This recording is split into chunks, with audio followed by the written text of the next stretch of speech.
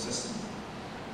그래서 결국 예수님께서는 베드로의 사랑으로 같이 내려오셔서 묻습니다.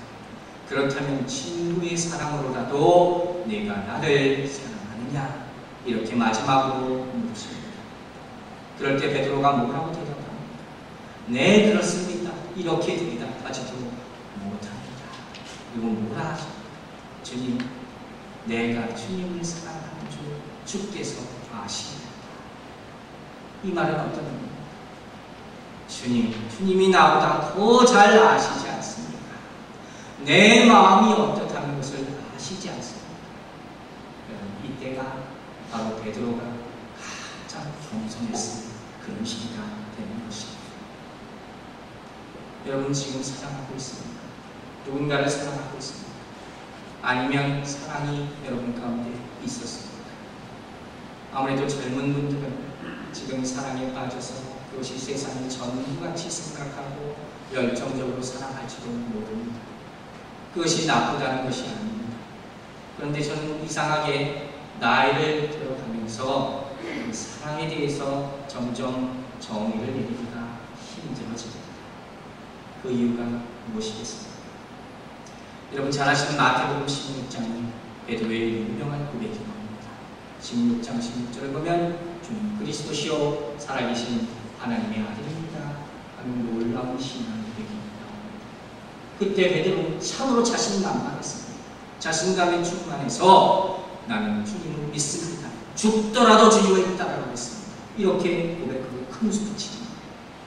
그러나 이제는 바뀌었습니다. 어떻게 바뀌었습니까? 아닙니다. 주님이 다 아십니다. 내가 이제 뭘 안다고 얘기하겠습니까?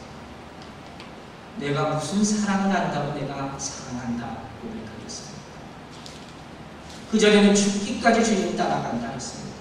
내가 죽을지언정 주님을 버리지 않는다 했습니다. 그러나 이제 와서 보니 나는 아무 말도 할 수 없습니다. 그저 주님이 다 아시기 때문입니다. 그래서 이와 같이 고백을 하는 것입니다. 그러자 비로소 주님이 말씀하십니다. 내 양을 먹이라. 여러분 이해하시겠습니까? 여러분 여러분의 이에 대한 사랑이 있으십니까? 물론 사랑하고 살 겁니다.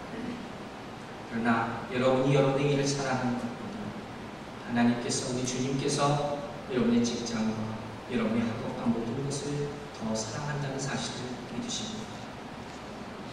여러분 여러분의 미래를 사랑하십니까? 소망이 있으십니까? 그러나 우리가 사랑하는 것보다 주님께서 우리의 미래와 우리의 계획을 더 간섭하시고 더 사랑하신다는 사실을 믿으십니다. 여러분이 교회를 사랑하십니까? 이 교우들을 사랑하십니까? 그러나 여러분들이 사랑하는 것보다 주님께서 이 교회를 더욱더 사랑하시고 우리 형제자매들을 더욱더 사랑하신다는 사실을 받아들이실 수 있겠습니다.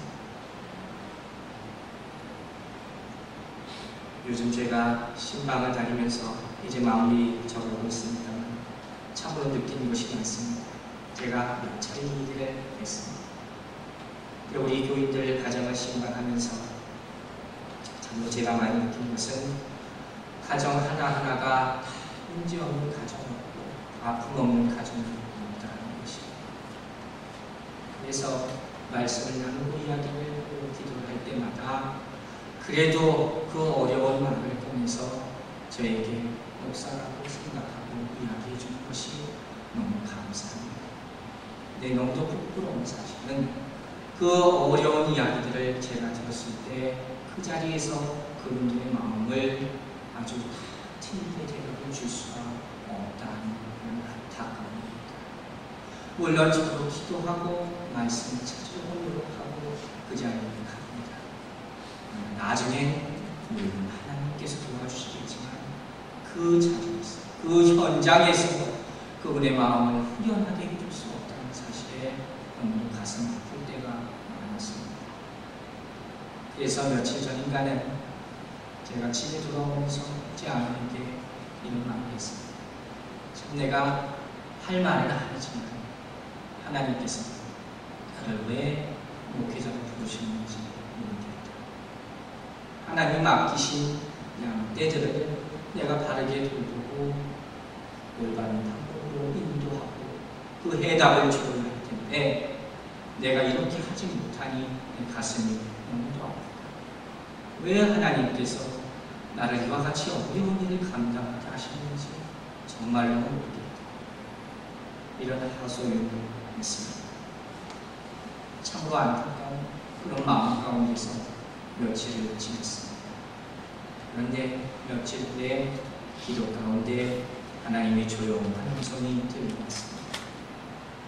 이제는 내가 나의 아픔, 나의 사랑을 조금은 깨닫는 것 같구나. 하나님 주님이 저를 향한 위로의 말씀이셨습니다. 그리고 그 말씀을 다시 한번 상기하면서 저는 목회자로서 또 하나님을 쫓고 성도들을 사랑해야겠구나 하는 다짐을 할 수밖에 없었습니다. 사랑하는 여러분, 시몬 베드로는 으뜸한 제자였습니다. 가장 먼저 주님의 부르심과 열정적으로 주님의 사역을 감당하는 그런 위대한 사람입니다. 그래서 이 베드로가 우리 믿음의 거울이 될 수 있는 것입니다. 그러나 우리가 보는 바와 같이 이 베드로도 우리의 삶의 상처받은 실패한 것과 똑같은 그런 굴곡들이 있습니다. 상처의 현상들이 남아있다는 것입니다.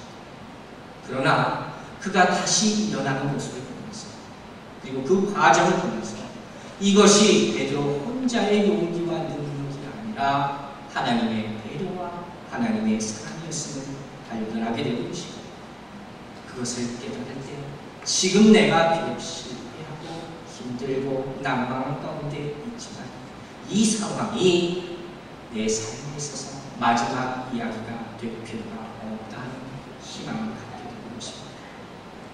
여러분, 우리는 다시 한번 일어날 수 있습니다. 누군가 실패한 기억이 있다. 오늘 이 시점에서 다시 승리하시기 바랍니다. 오늘 베드로가 만난 이 주님을 만날 수 있는 여러분들 모두가 되시고 주님의 축복